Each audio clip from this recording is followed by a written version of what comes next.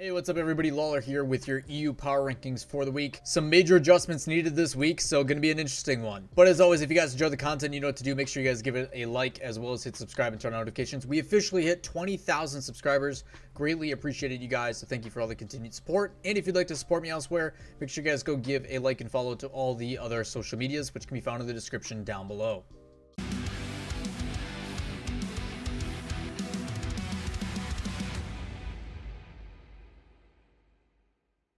Alrighty guys, so we're going to get into the power rankings for this week. We officially have wrapped up one regional event for Europe in RLCS X. We've also wrapped up week 1 as well as week 2. So we've gone through 3 events, and with that, because we now have a little bit more results in kind of our, I guess, tunnel vision of what is weighted the most, because there's no other outside events that these guys really take seriously, all results are going to shift quite a bit up and down.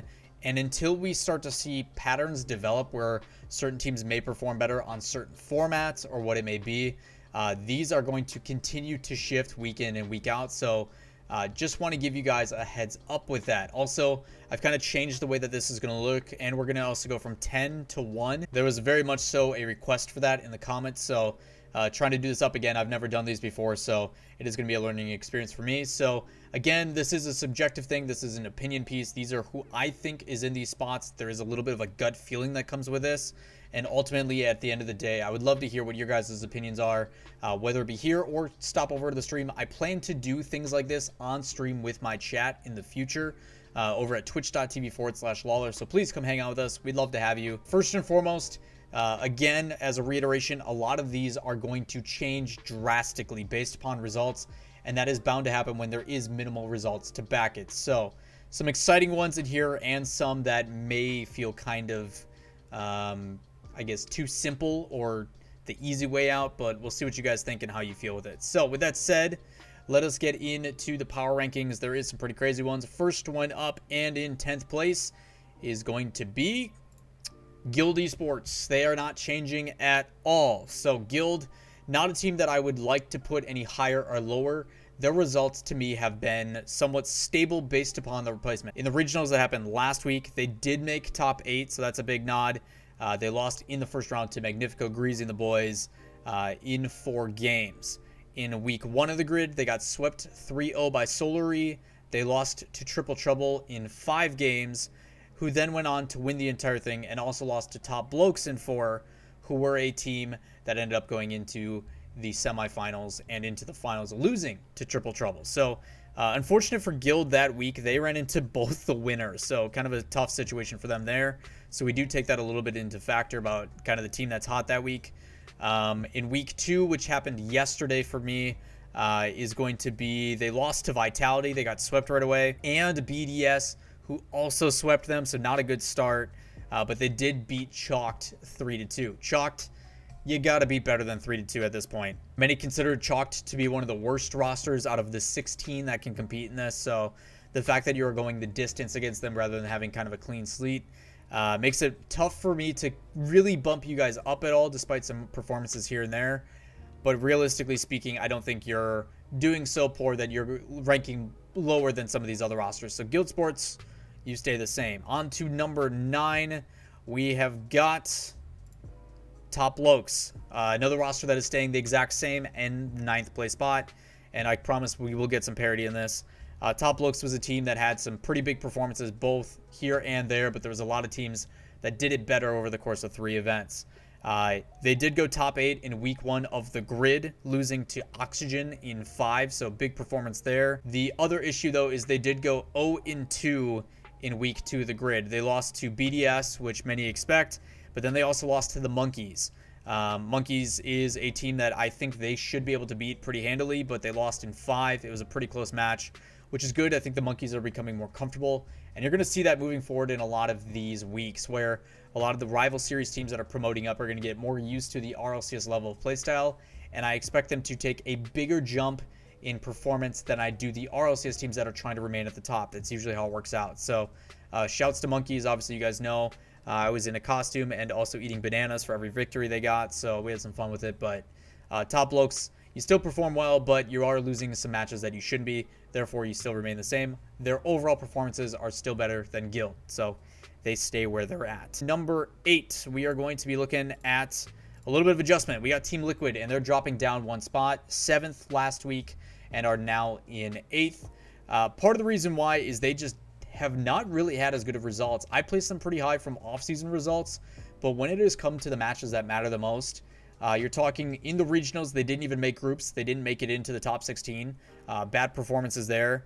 They lost to the Monkeys, Triple Trouble, who did win the grid in the first week, and Fadeaway. That is Freaky's new roster that he's playing with now that he's off of Veloce / Top Blokes. So Liquid just has not looked that solid.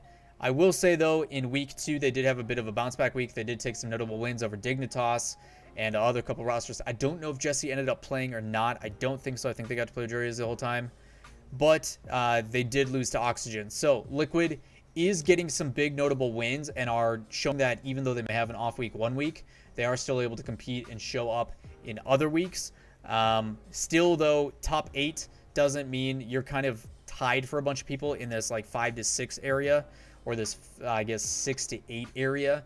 But you haven't gotten any wins to be able to progress past that. So because of their other events, I am dropping them down. They have not had that good of performances. Also, a team that was in this area as well last week was FC Barcelona. Realistically speaking, they're 0-2 in both grids, and they have 0 notable wins against any other top 10 rosters.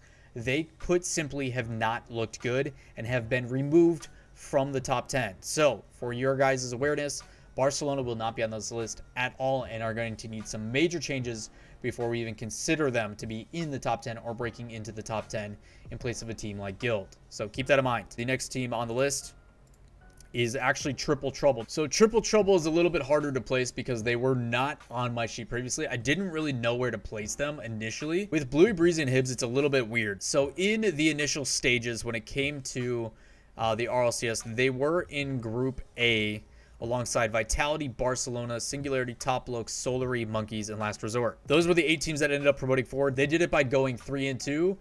Their losses came from Singularity, the new version, and Solary, but they did end up beating Liquid at one point to bring it in. So that is why I have them over Liquid. They also beat Liquid again in the grid on their way to winning the entire thing over Top Blokes. And then I think in this previous one, they also got top 8 yet again, and they lost to Giants, who won the grid yesterday for week 2. So Triple Trouble has had notable wins over all these other rosters below them. They have done it consistently and have been top 8 almost every single time, and if they haven't, they've been very close, unlike Liquid, who has failed to even get wins in some of these other games. So Triple Trouble is doing it more consistently and over bigger rosters, and credit is where it is due. It is very difficult to win a 16-team tournament with all those rosters involved. So again, these will adjust. Triple Trouble is taking a massive leap ahead because of these 3 tournaments. But again, because it is on a week-to-week basis, you may see these things fluctuate quite a bit, especially earlier on in the weeks of our power rankings. Either way, Triple Trouble, big jump up into not only the top 10, but skipping a couple spots along the way. At number 6, we have got Dignitas, and this is a pretty big drop. Some may be surprised by this, but I've got some pretty big statements that I want to make about the teams that are going to be going in front of them. Dignitas is a really weird one. They went 0-2 yesterday during the grid, completely removed right away. In week 1, they lost to Triple Trouble, who eventually won, and Vitality. So you get beat by the winners and by Vitality, who many consider still to be the best in the world. So that is kind of something you try to take with a grain of salt. But then you jump over then to the regional event, which they lost to Vitality again in the playoffs. So they've been having some tough games overall, but I still think consistency matters. There has been other teams that I will be bringing up here shortly that have shown that they can make teams like Vitality bleed. So even though for some reason Dignitas always ends to play against Vitality and give us a good series, you got to be able to push past that. You can't let this one team dictate every single time, while some of these other rosters have proven like they are beatable and we can beat them with a different style. So Dignitas takes a pretty big drop, and it's only because some of these other rosters have played so well. So Dignitas has to prove that they can either get past their former demons, I guess is the best way to say it, with their new roster in addition, or the fact that they can beat some of these other teams that are currently ahead of them. Dignitas taking a pretty big drop. I think this is one that was really tough between these next couple to really fluctuate, but right now the results speak for themselves. They're going from 3 to 6. This is a big one. Next up, we've got Endpoint at 5, another team that has shown notable results. Originally, they didn't do that great, I guess, in the regional event that happened a little bit over a week ago. They ended up qualifying for Stage 2, but ended up losing in Stage 2. They didn't make it into the top 8 for the playoffs. They lost to Top Blokes, Dignitas, and the Giants, but they did beat Barcelona, which I guess we can kind of throw out the door at this point. So we kind of call that a wash. So not the best results for Endpoint when it came to the regional events, but in the grid, this is something I'm excited to see, is if teams find a format that they kind of work really well in. In the first week of the grid, Endpoint beat Vitality 3-2 to qualify, and then in the playoffs, they beat Singularity, and then lost to Triple Trouble, who went on to win. So they made it top 4 in the semifinals, losing to the inevitable winners. Then in the second week, they lose to Solary, drop down to the lower bracket, and beat both Dignitas and Singularity. So after a loss, they have 2 rows and a win to qualify again.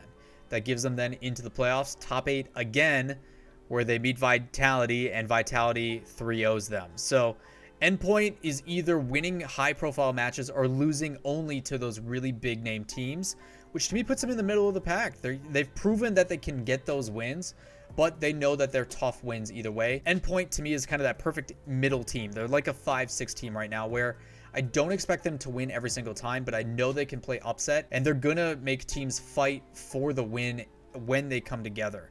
I mean, you're talking, even though they got swept by Vitality, 5-4, 2-1, 1-0, all 1-goal games. It was back and forth the entire time. So again, 3-0 sweep doesn't necessarily tell the full story, and I recommend going in and checking out the specifics, but I think Endpoint is kind of that standard that we're looking for. We want you to be here or there, kind of right in the middle, a good balance to all things. So Endpoint, you stay right where we had you. I'm glad that kind of shows that I think I know what I'm talking about. I don't know. It's kind of a weird thing to go off of. Number 4 is going to be Giants Gaming, and they took a massive jump. I talked about this in my last video about how I was really keen on Giants and that people need to pay out attention for them.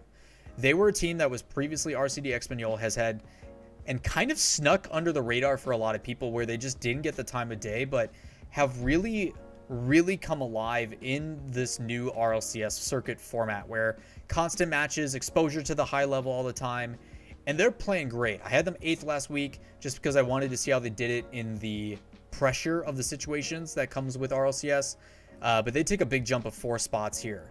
The reasons why, and to make my argument, in week 2 of the grid, they win it. In week 1 of the grid, they go to the semifinals and lose to Oxygen, who went the distance against Triple Trouble. In the first regional, they go to 5 versus BDS and lose to them, who went on to win it as well. Another top performance. So Giants has been probably one of the most consistent teams when it comes to overall performance, based upon placement and everything that goes into it.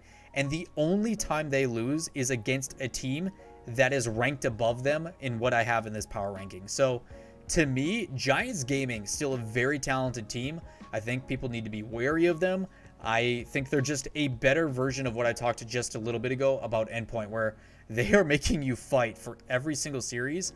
And it's not because of any crazy individual player or anything.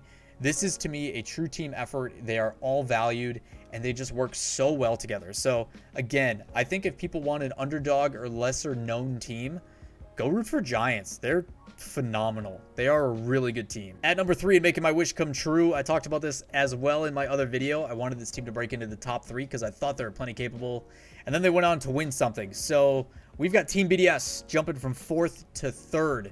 In the top 3 on a podium is Team BDS. Again, you guys know this is my team. This is a team that I've been very keen on and wanting to push for their performances. And to back it up, Regional 1, they won the whole thing. They won the whole shebang. They beat everybody in that open qualifier, top 32, down to 16, down to 8. So that is a really cutthroat tournament. They did a great job in that. In Grid Week 2, which happened yesterday, they took top 8. They went the full 5 against Solary, where they lost 2-3. And then Solary ended up losing to Giants, who went on to win the entire thing. So not sure that that exactly translates. But the fact that they went that close neck and neck to a team that lost to the inevitable winners, to me, provides a little bit of value. They also, in week 1, lost to Triple Trouble, who was the team that ended up winning, and to Vitality. So again, major notable rosters are the ones that are beating them. It's just their performance and the ability to get the actual official win provides it, as they've done it, a little bit better overall in multiple matches. Giants, very close behind them based upon results. So these two, I think I had a little bit of a fight with, but I think BDS, because they got the win in the regional, I do want to weight that a little bit heavier, because you have to prove that you're better over the course of multiple weeks. It's not just one day you feel hot, you're feeling good. You have to do it both Saturday and Sunday, come back the next week and do it Saturday and Sunday again. So I do weight that a little bit heavier because it provides a bit more level of consistency. BDS, again, breaking into the top 3, really proud of them. Number 2, and I don't think these are going to be any surprise to anybody, is going to be Oxygen. Was in 2 last week, staying the exact same. Oxygen, again, in grid week 2, went to 7 against Vitality in the semifinals. In week 1, they took 2nd, and then in regionals, they actually didn't make it out of groups. So they started very slow, and I wanted to be careful with that, and I don't want to be it as a fluke thing. I want to reward the consistency and the overall, and the fact that they've made it to the semifinals twice, the grand finals once, is a big deal. That's top 3 performances in each one, or technically top 4. So again, talk about Oxygen, very talented roster, seeing a much better version out of Farah and the rest of the guys with Astral's Edition. Oxygen is a very talented team and one that people need to fear for no matter what. I got to watch them firsthand against the Monkeys earlier this morning, talking yesterday technically when this video comes out, and it just made it awkward for the Monkeys. They couldn't get anything going, constantly caught sitting still because they just were constantly demoed and had pressure in their face. Oxygen's a very scary team, and they didn't do any one thing crazy. No crazy mechanics, flip resets, just really clean, rotational, in-your-face play. The team literally couldn't do anything. So Oxygen, very solid roster, and there's only one that does it better, and this one's pretty straightforward, as you guys know. Going to be Vitality, staying as the top dogs. Vitality is just a team that everybody hates to play. They're so talented and so very good on every capacity of the field. You're talking this week in the grid, they were top 2. They only lost to Giants by 1 game, going the distance in a best of 7. And the week before that, they didn't do well because obviously we talked about how Alpha wasn't feeling well, and maybe that was the issue. And then in the week before that, they find themselves in the semifinals for regionals over the course of 4 weeks. So they lost to the inevitable winners in BDS. So again, Vitality is a team that not only has good performances during the offseason, they also continue to show up when it matters most during RLCS X new circuit system. Vitality, you stay the top dog, and you constantly get wins over many notable teams and are essentially still the gatekeeper of Europe, and I don't think that's going to change anytime soon, but I want to see these new guns try. My focus is on these 3. Between Oxygen, BDS, and Giants, who is going to be the one that pushes and continuously challenges Vitality? As of late, it's actually been Endpoint. Endpoint's been the one that's been getting some pretty big notable wins over Vitality, but again, it'll be interesting to see how it plays out. Guys, that is my power rankings for the 2nd week in a row for Europe. Let me know what you guys think. Is there anything you think I'm completely crazy on? Obviously, this is an opinion piece, so maybe you have some different reasons as to why somebody else, and we get those in chat as well. Come join us over at twitch.tv/Lawler. We've had plenty of people come in and have discussion about why they think certain teams are where, and sometimes we take bets, and in most cases I'm right. We got to see a little bit of that last time, so it's a lot of fun. It's all in better educating the audience, and I greatly appreciate it. But if you guys have any questions, comments, or concerns, drop those down below in the comments, and I'll do my best to get back to them, maybe heart a couple, and maybe even feature one of them in the videos in the future. But that is going to wrap it up for me for today. I hope you guys have a great rest of your day, and we'll see you next time. Peace.